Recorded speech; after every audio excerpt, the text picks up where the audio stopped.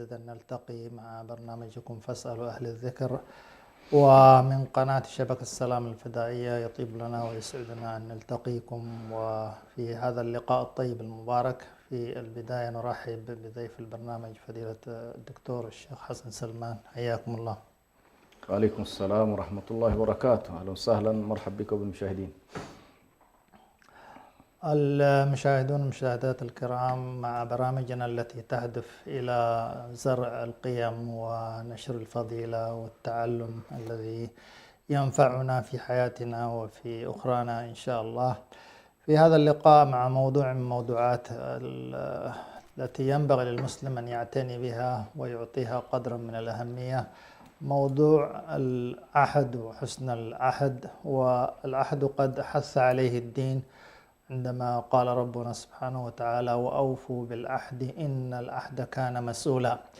حول موضوع العهد بتعريفه وكذلك مدلولاته وكيف نحقق هذه القيمة الطيبة المهمة، وماذا تتضمن من ما ينبغي معرفته، وكيف نقويها وتجعلنا بإذن الله أوفياء في عهودنا وفي مواثيقنا مع من تكون هذه القيمة، وكيف نعززها حتى يكون بإذن الله لها الأثر الطيب في حياة الفرد وكذلك في المعاشرة والمعايشة في المجتمع.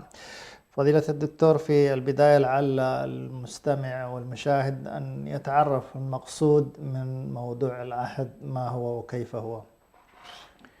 بسم الله الرحمن الرحيم، الحمد لله رب العالمين، والصلاة والسلام على رسول الله الأمين وعلى آله وصحبه أجمعين. أما بعد،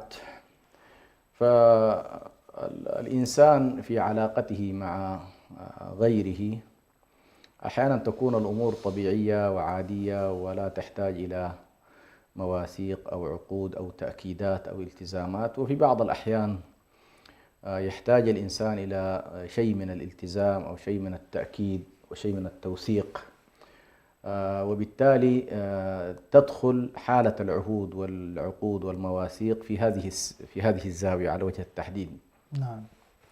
والمفردات عموما كثيرة، تجد مفردة العهد ومفردة العقد ومفردة الميثاق. جميل. منهم من يجعلها كلها مترادفات، ولكن كما هو الراجح أنه حتى وإن التقت في مركز معين وهو قضية الالتزام، ولكن دائما ستلاحظ بأن هنالك فروق بين هذه الأشياء. جميل. فالعهد هو التزام، العهد هو نعم. التزام يلتزم به الإنسان تجاه الآخر. جميل. هذا الالتزام قد يكون التزام من طرف واحد، كأن أقول لك أعاهدك على كذا. لا يلزم أن يكون من قبلك تبادلني بعهد، لأنه خلاص أنا أعطيتك عهدا. ويقابل ويمكن أيضا من هذا النوع أيضا تأتي قضية الوعد. نعم. وهو إعطاء أمل مستقبلي، صح التعبير، أنا أعدك بشيء وشكل من أشكال الالتزام ولكن أقل من العهد. وهنا مسألة العهد قد تكون من طرفين يتعاهدان، وقد تكون من طرف واحد. وهذا العهد نفسه قد يكون فيه تواثق وقد لا يكون فيه تواثق. التواثق بعضهم قال لابد أن يكون مع الميثاق يكون أكثر قوة من العهد العادي، وذلك بأن يكون مصحوبا مثلا بالقسم، وإن كان في القرآن لا يلزم ذلك. الدلالات القرآنية الميثاق صحيح هو أقوى من العهد وأكثر رسوخا، ولكن قد لا يكون مصحوب بالقسم، مثل الله عز وجل في قضية الزواج: وأخذنا منكم ميثاقا غليظا. فسمى الزواج ميثاق من المواثيق، ولكنه ميثاقا غليظا. فعندنا الميثاق وهو قد يكون مصحوب زي ما ذكرنا في الأعراف عموما بالقسم، وقد لا يكون مصحوبا بالقسم. المفهوم الثالث هو مفهوم العقود. جميل. والعقود هو عملية التأكيد والتوثيق، ولكن غالبا تكون من طرفين، وغالبا كمان كذلك تكون بإيجاب وقبول، مثل عقود البيع، عقود الزواج، عقود كذا، فهذه كلها تسمى عقود ولا تسمى عهود. طيب، إذن عندنا العهد وعندنا الميثاق وعندنا العقود. نعم. والعقود غالبا تكون في المعاملات، والعهود لا يلزم أن تكون في المعاملات، يمكن أن تكون في عهود بينك وبين الله سبحانه وتعالى في علاقة معينة كعلاقتنا بالتوحيد مع الله سبحانه وتعالى. نعم. وغيرها من الارتباطات التي نحن نرتبط فيها مع الخالق جل جلاله، ومن طرفنا نحن نعاهد الله على شيء معين. فهذه بعض المميزات عموما في موضوع العهود والعقود، وكيف أن الناس عموما يتعاطونها في حياتهم. جميل. يتعاطونها في حياتهم. فالعهد يمكن أن يكون من طرف ويمكن أن يكون من طرفين، والعقد لا يكون إلا من طرفين ويكون فيه إيجاب وقبول. والعهد لا يشترط فيه القبول، هو حالة إيجاب، حالة إيجاب. أنا أعاهدك بغض النظر أن تقول أنت قبلت أو لم تقل ذلك، هذه كلها.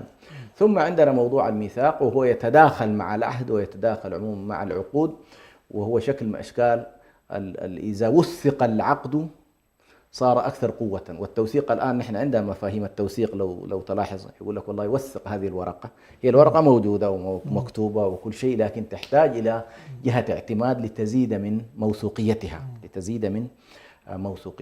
فهذه عموما بعض المفاهيم. وكما قلت المجتمعات تتفاوت عموما في هذا النوع هنالك مجتمعات تعطي العهود والمواثيق أولوية كبيرة جدا لما لها من ارتباط بالأخلاق، ولما لها بارتباط بالوفاء، ولما لها بارتباط بتعزيز العلاقات، ولما لها من الذهاب إلى الحالة التي تجعل الإنسان وفيا في معاملته مع الطرف الآخر. وبعض الناس للأسف الشديد ينظر إلى كل هذه الأمور أنها داخلة في المجال الأخلاقي، ويرى أنه والله المجال الأخلاقي مثلا في بعض المسارات لا يفعل ولا يشتغل كما هو حالة عموما الذين يتعاملون في السياسة. مثلا يقول لك والله موضوع السياسة هو بالنسبة لنا، حتى نؤكد على هذا المعنى، بالنسبة لنا في الإسلام موضوع العهود والمواثيق والعقود هو دين. جميل. يعني ليس صالحا لأن تتلاعب به.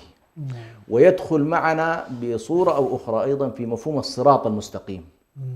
يعني مفهوم الصراط المستقيم ومفهوم الحكمة إن شاء الله عندما نأتي في قضية الآيات القرآنية سنلاحظ بأن الله سبحانه وتعالى أدخل مفهوم العهد في الوصايا العشر، وأدخله في الصراط المستقيم، وأدخله في منظومة الحكمة.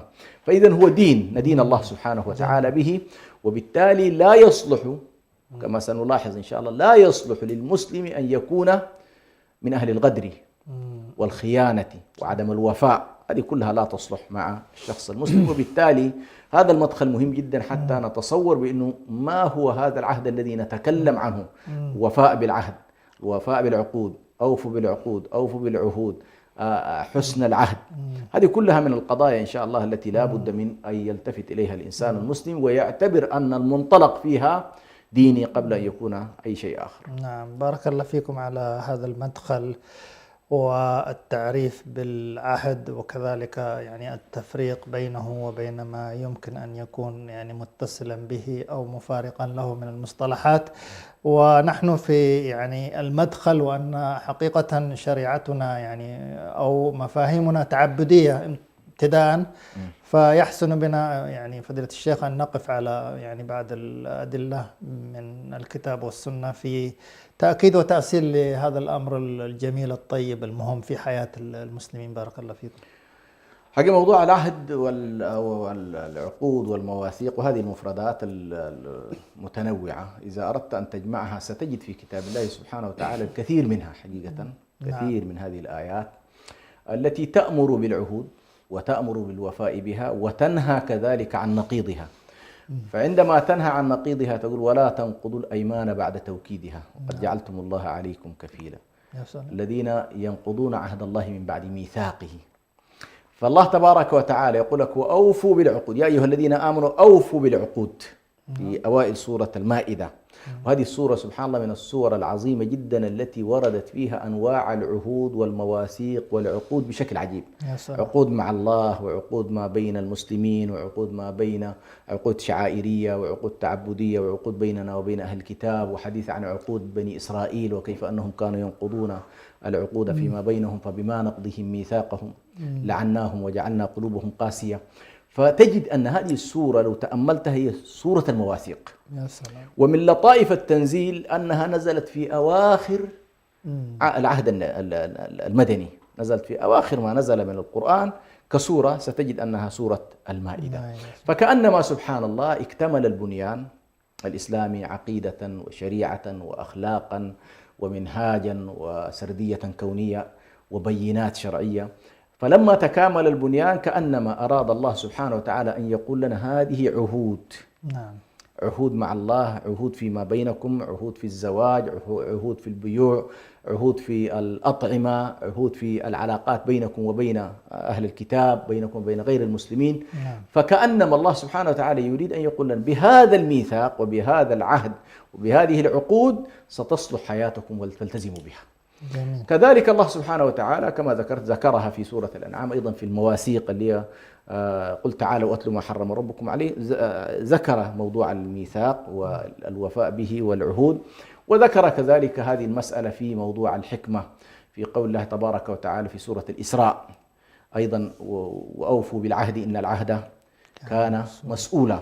فستلاحظ بأن الله سبحانه وتعالى في كثير من الآيات تحدث عن موضوع العهود وعن موضوع العقود وعن موضوع المواثيق والتأكيد عليها. وتجد أيضا سبحان الله كيف أن الله سبحانه وتعالى يعني في سورة التوبة بنى كل القضية أيضا على المواثيق. يا سلام. بناها على المواثيق الشرعية، ومتى تنقض، بعضها ينقض وبعضها يستمر فيه.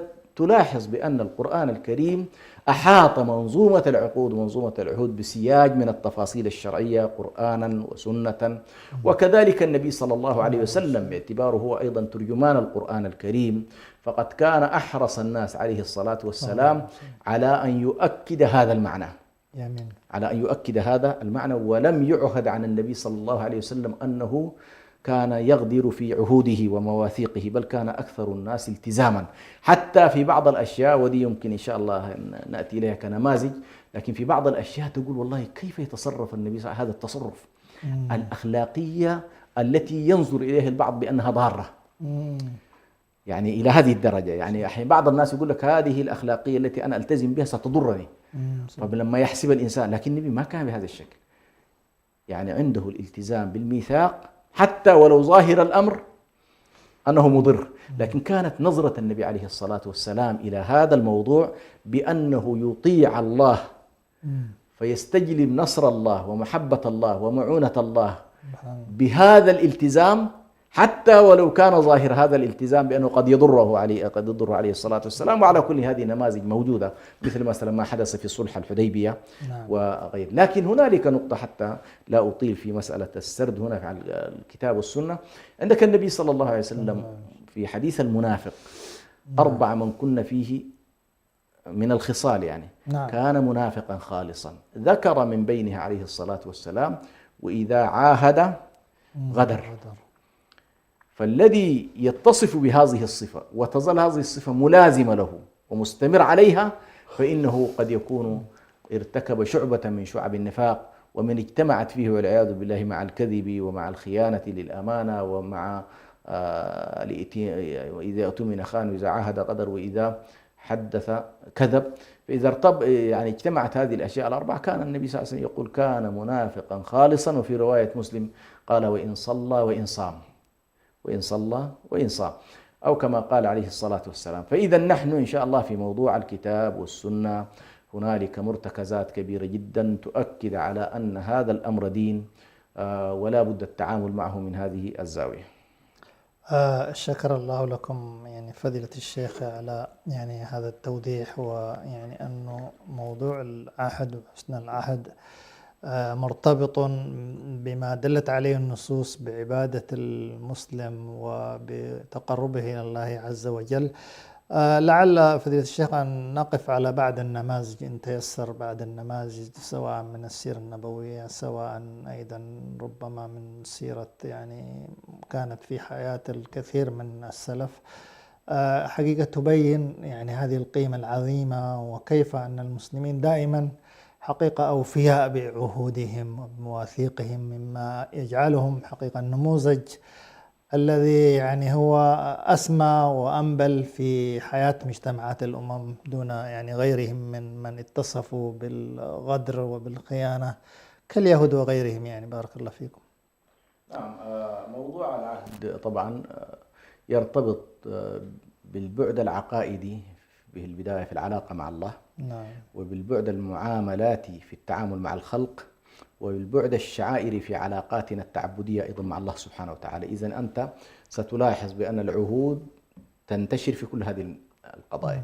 هنالك عهد بيننا وبين الله، شهادة أن لا إله إلا الله. هنالك عهد بيننا وبين رسول الله صلى الله عليه وسلم أن محمد رسول الله.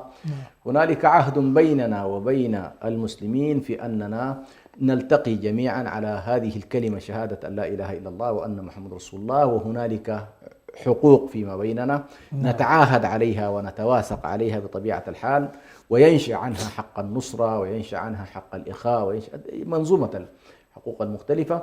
وهنالك عهود ننشئها مع الذين عاهدناهم على السلم وعدم الحرب، وهنالك عهود ننشئها حتى مع المحاربين، ولكن قد تكون بيننا وبينهم عهود على ترك الحرب لفترة معينة، وهكذا. في كل هذه القضايا الشريعة توجب علينا الوفاء بهذه العهود. يعني لاحظ إلى هذا المستوى.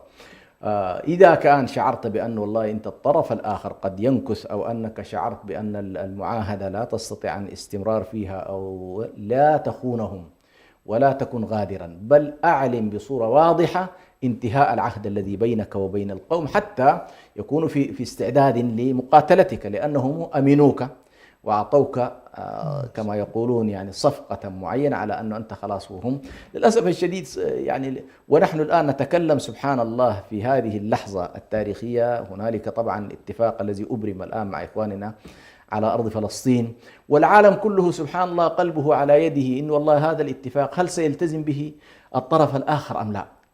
هذه الإشكالية الأخلاقية، قبل أن تكون إشكالية سياسية، إشكالية أخلاقية هائلة. فإنه والله أنت أمام قوم وصفهم الله تبارك وتعالى بقوله: أو كلما عاهدوا عهدا نبذه فريق منهم بل أكثرهم لا يؤمنون. فالله عز وجل لا يريدنا أن نكون هكذا، لا يريدنا أن نكون من هذا الصنف الذي كلما عاهد عهد نكثه، ولا أيضا يريدنا والعياذ بالله أن نكون مثل الدول الكبرى والعظمى التي تتلاعب بالشعوب وتتلاعب بالناس وتعطي الضمانات ثم تغدر بهم، كما حصل قبل فترة في ضربة قطر مثلا. هذا النوع من يعني يجعلنا نقول بأن العالم اليوم في لحظة تاريخية مفصلية في انحطاط أخلاقي كبير. هذا الانحطاط بطبيعة الحال سيحتاج إلى استعادة الروح الإنسانية في البشرية، في إنه والله أنت محتاج إلى بشر يعيشون أخلاقيا. اليوم تقريبا أنت لا تعيش هذه الحالة. اليوم القوي فينا يقتل وينهب ويسرق ويبطش ولا يبالي لا بمواثيق أممية، ولا يبالي باتفاقيات، ولا يبالي بعهود، بل كما قلت لك يعطيك أمانا ثم يغدر بك. فالإسلام ليس من هذا النوع. الإسلام باختصار شديد يقول لك والله إذا شعرت فإما تخافن من قوم خيانة فانبذ إليهم على سواء.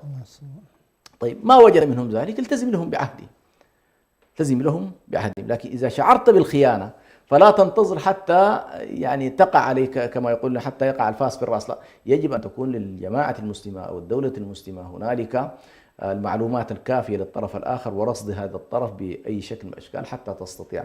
فعلى كل، في موضوع العهود والمواثيق كان النبي عليه الصلاة والسلام من أكثر الناس وفاء لعهوده وأكثر الناس التزاما. فمثلا النبي صلى الله عليه وسلم أول ما قبل أن يأتي إلى المدينة كانت الصورة واضحة في معاهداته، عندما كان يذهب إلى القبائل ويبايعهم ويسألهم الحماية ويسألهم كذا، كانت بعض القبائل سبحان الله تسأله بعض الأسئلة، والنبي صلى الله عليه وسلم لم يكن سياسيا انتهازيا، حاشاه عليه الصلاة والسلام. فمثلا قبيلة بني عامر بن صعصع الذين كانوا يقولون له: يا رسول الله أفرأيت إن آويناك وحاملناك وقاتلنا معك العرب والعجم أيكون لنا الأمر من بعدك؟ يعني يريدون أن يكونوا ورثة حكم الإسلام. هذه اللحظة سبحان الله لو نظرت إلى أي سياسي في الواقعية التي نسميها الآن بالواقعية السياسية سيقول: والله يا أخي وين المشكلة؟ أدخلهم أولا وممكن بعدين أقلب عليهم، مش كده؟ أو والله ما في إشكال. والنبي صلى الله عليه وسلم كان يقول: لا، لله الأمر يضعه حيث يشاء. يا سلام. لاحظت؟ فيقولون: والله لا، إذا خلاص نعفيك يا رسول. فيقول يشكرهم على ذلك ويذهب يبحث عن أناس يرتبطون معه بمقولة الدم الدم والهدم الهدم، نسالم من سالمت عادي من عاديت، وهكذا، إلى أن وجد طبعا العهد والميثاق مع الأنصار، واستمر الأنصار على عهدهم إلى النهايات، واستمر النبي معهم على عهده إلى أن التحق بالرفيق الأعلى. ثم جاءت محطة من المحطات، وهذه كانت عجيبة جدا، اللي هي محطة بدر. ويوم بدر هذا اليوم اللي كان يوم سماه الله يوم الفرقان. هنا في نقطة سبحان الله تستوقفني كثيرا في قضية العهود والمواثيق، وكيف أن النبي صلى الله عليه وسلم نمط تفكيره مختلف تماما عن كل الذين نراهم من قيادات في حياتنا. فهنالك كان اثنين من أصحابه عليه الصلاة والسلام، واحد منهم حذيفة، يبدو كان قد بعثهم النبي صلى الله عليه وسلم للاستطلاع ليرون كذا، فتم القبض عليهم من المشركين، ويبدو ضغطوا عليهم. هم ينكرون أنهم خرجوا مع رسول الله صلى الله عليه وسلم، يقول نحن خرجنا ونزيد أن نذهب المدينة وكذا. فعلى كل قريش أخذت منهم العهد والميثاق ألا يذهبوا لرسول الله صلى الله عليه وسلم، أخذت العهد والميثاق ألا يذهبوا لرسول الله صلى الله عليه وسلم، فأطلقوا سراحهم. لاحظ، فجاءوا إلى رسول الله يخبرونه الخبر، يا رسول الله حصل لنا كذا.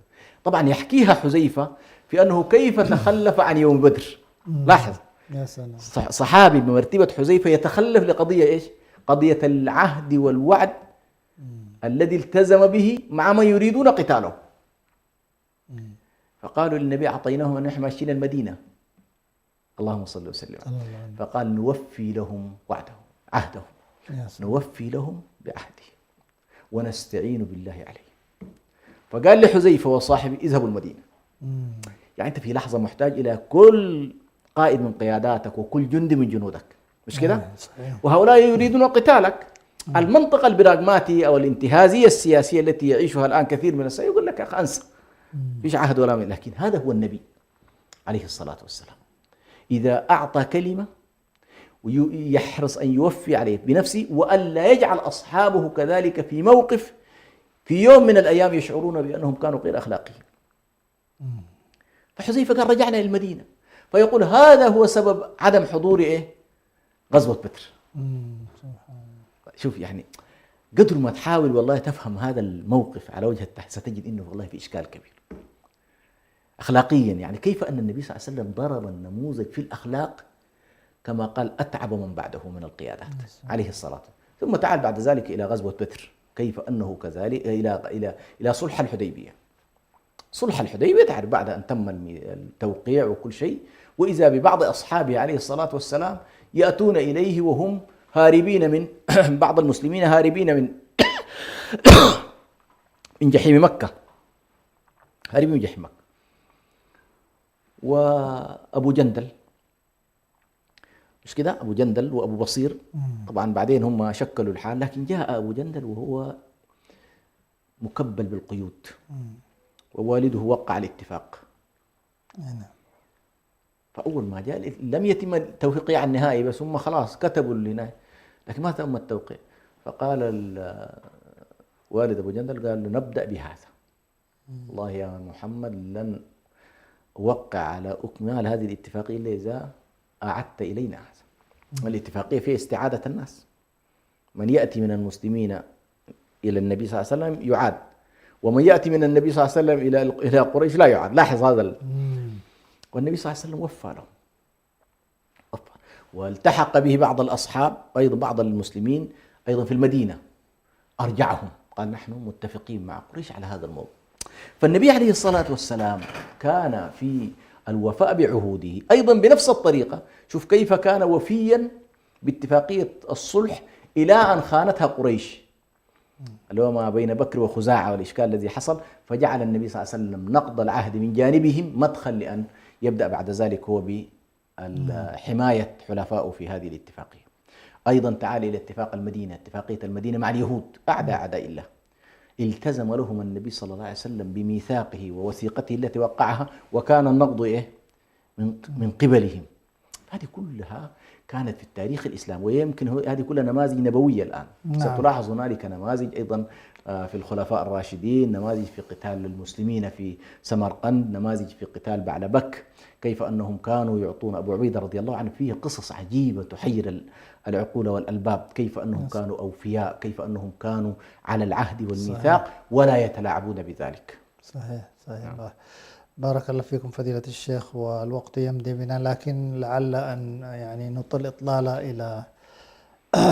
إلى الوطن، ونحن حقيقة يعني نتابع أحداثه، ونتابع حقيقة العهود التي يعني قدمها الآباء ومن أنشأ ثورة هذا الشعب من أجل يعني حريته ومن أجل استقلاله، وكيف أنهم فدوا هذا الوطن بالغالي والنفيس. يعني هذا نوع من حقيقة من العهود التي تحملها يعني من أطلق الثورة ودفع فيها حقيقة يعني من خيرة يعني الآباء والأجداد وأجيال تلو أجيال. فماذا يعني نحن الآن جيل اليوم والشباب اليوم وأبناء إريتريا عامة اليوم في الداخل والخارج تجاه هذا الحمل الثقيل من يعني الذي يعني متروك لنا، كيف يمكن الوفاء ببارك الله فيكم؟ هو على كل الوفاء هنا ستلاحظ بأن اللي هو رعاية الحرمات ورعاية الأشياء التي حصلت بين الأصحاب وبين رفقاء الدرب. وهنا نذكر طبعا حديث عائشة رضي الله عنها، وهي تتحدث عن النبي صلى الله عليه وسلم وكيف أنه كان وفيا لأصحاب وصديقات خديجة رضي الله عنها. بعد أن توفيت خديجة تأتي المرأة عجوز، فيستقبلها النبي صلى الله عليه وسلم استقبالا طيبا ويكرمها ويحسن إليها. فتسأله عائشة رضي الله عنها: ما بال هذه العجوز التي تعطيها كل هذا الاهتمام؟ فيقول: حسن العهد من الإيمان، هذه صديقة إيه؟ خديجة رضي الله عنها. فانظر إلى هذا النموذج البسيط، نحن الآن نشوفه كده. لو أن كل الشعب الإريتري كما تفضلت نظروا إلى أولئك الذين قدموا التضحيات، وأولئك الذين كانوا في بداية الطريق وبذلوا كل غالي ونفيس من أرواحهم وأسرهم وأموالهم وما لديهم من زمن وما لديهم وقت، لكانت النتيجة النهائية أنه والله يا أخي لابد من بناء وطن يسع الجميع، ولا بد من أنه هذا الوطن الذي تقدم فيه هؤلاء الناس وبذلوا فيه كل هذا يجب أن يحافظ عليه، ويجب أن نوفي بالعهد الأساسي، وهو أننا والله نحن نريد إقامة وطن يجب أن يكون الكل فيه يعني مشارك. ولكن للأسف الشديد طبعا هنا ليست فقط أنه نحن إلى أي مدى استطعنا أن نكون أوفياء لهؤلاء، بل نحن اليوم تقريبا أمام حالة من، خصوصا لما نرتقي الحالة الوطنية ككل، لما نقول والله شركاء الوطن جميعا كان عليهم الوفاء بهذه الدماء التي سالت وبهذه التضحيات التي مرت، يجب الوفاء بها. ومن الوفاء بها ألا يكون هنالك طرف من الأطراف يجعل هذه التجربة كلها مكسب له ولطائفته. هذه من الإشكالات. يعني تصور أنه والله الأطراف كلها قاتلت والأطراف كلها ضحت والأطراف كلها بذلت، ثم يأتي في نهاية المطاف طرف من الأطراف ليجعل هذه الحالة عبارة عن مكسب شخصي أو مكسب طائفي أو مكسب إقليمي أو مكسب قبلي. هذه واحدة من الإشكالات الكبيرة جدا، أنه الجميع يضحي وفي قيادة معينة تفكر بمنطق إيه؟ بمنطق لا يعبر عن هذا الجميع، عن هذا الكم. هذا من عدم الوفاء، بل من الغدر الوطني إن صح التعبير، في أن والله لا يستطيع أبناء الوطن أن يجدوا أنفسهم بعد هؤلاء يعني سرقوا وقتلوا مشاركيهم سرقوا جميع، قتلوا الشركاء وقتلوا الرفقاء وقتلوا كل كما تفضلت. يعني هو شوف، سرقة الوطن هكذا تبدأ. ومن يتصور بأنه والله هذا السارق سيوفي لطرف من الأطراف فهو واهم. هو في نهاية المطاف سينتهي به الأمر إلى الحالة الذاتية، الحالة الصنمية، الحالة اللي هو التي تعكف حول ذاتها وتقدس ذاتها، لا تعرف حتى يعني لا تعرف رفيق ولا تعرف وفاء يعني كما تفضلت. معظم الذين دخلوا السجون والذين تمت تصفيتهم بطرق كثيرة جدا هم كانوا رفقاء الدرب لهذه القيادة الحاكمة اليوم. فهذه كلها على كل اغتيال وطن إن صح التعبير يتم بطريقة من الالتواء والالتفاف والتزاكي. يعني هو يظن أنه ذكي وأنه يعني ذكي ويستطيع أن يتلاعب على الأطراف الأخرى، وهذه كل إشكالية على كل وقع فيها للأسف الشديد كثير من الساسة. بارك الله فيكم. حقيقة يعني الموضوع هام ويعني له حقيقة. كيف يمكن حقيقة فضيلة الشيخ أن نحيي هذه القيمة اليوم يعني بشكل موجز في مجتمعنا، حقيقة أن نحيي قيمة الوفاء وقيمة الاهتمام بالعهد وحسن العهد، حتى حقيقة نعيد لنفوس أبناء بلدنا وعموم المسلمين حقيقة هذه القيم السامية، وأنه الوفاء بها والقيام بها يعني شيء يحقق في المجتمع يعني أمنه. ونحن في أحوج ما نكون في مجتمعنا اليوم. هؤلاء الذين غدروا وسرقوا لا شك أنهم ذاهبون، لكن نريد أن نعطي للجميع يعني اطمئنان وأمان، وأنه حقيقة خيار هذا الشعب يعني أو هذا الأمة خيارها خيار سلمي، خيار وفاء، خيار عيش حقيقة يحقق الأمان والاستقرار للأوطان بإذن الله. هو لابد أن من ناحية دينية نعم. وحتى من ناحية إنسانية، حتى لمن ليس له دين حتى ينتسب إليه. الأخلاق اليوم من أكثر القضايا المزعجة للفلاسفة حتى غير المسلمين، سبحان الله.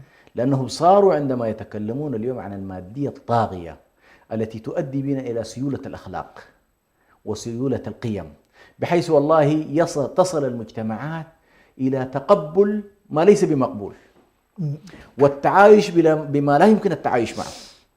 يعني عندما يكون والله شعب من الشعوب أو مجموعة من المجموعات نظرا للحالة السائدة الآن تجدها والله السياسي الذي يصدق لا تعجب به، السياسي الوفي لا تعجب به، السياسي غير السارق يعتبره ما شاطر، حتى أقرب الناس إليك. سبحان الله. فأنت أمام أزمة حقيقية، أمام أزمة مش طبيعية. يعني بعض الناس سبحان الله يعني إذا مشى ابنهم مثلا صار وزيرا، غاية ما يتوقعونه أن يكون أكولا، أن يكون سراقا، أن يكون نهابا، ونهاب عشان يكون وهاب.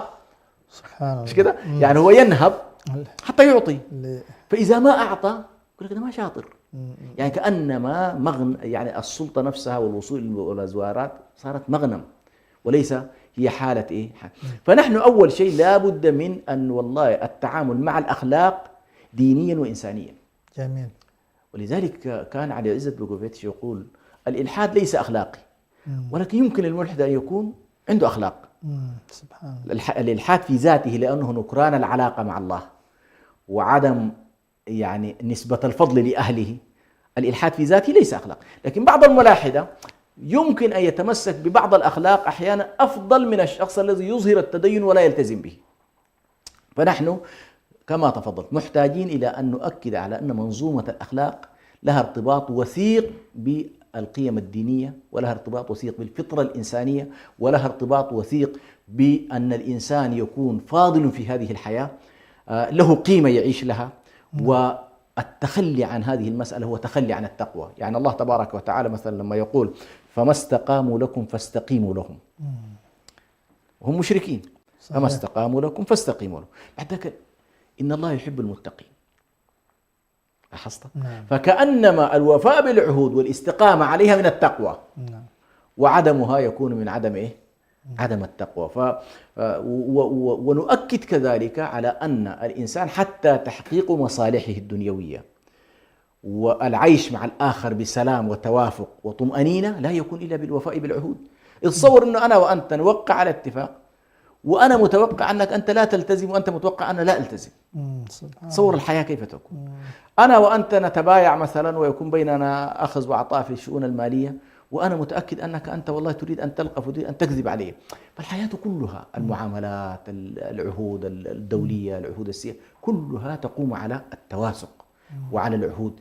يعني في بنية العمل السياسي الآن مثلا الأحزاب تجد إنها والله تضع ميثاق تسميه ميثاق بمعنى تتواثق عليه. فإذا القيادة السياسية التي تتقدم وتتصدر لا تلتزم بما تواثقت عليه، فيكون الحياة السياسية عبث، والحياة الاقتصادية عبث، والحياة الاجتماعية قائمة على التواثق بدءا من الزواج فهو ميثاق بين الرجل والمرأة وبين الله سبحانه وتعالى. وكل هذه الحياة بلا التزام بمواثيقها لا تستقيم. وللأسف الشديد اليوم البشرية تعيش حالة كما ذكرت من السيولة الأخلاقية التي لا جعلت من مسألة القيم مسألة نسبية. فالصدق يمكن أن يكون نسبي، والعهد الوفاء بالعهود ممكن يكون نسبي، بمعنى ممكن ألتزم به ويمكن أن لا ألتزم به.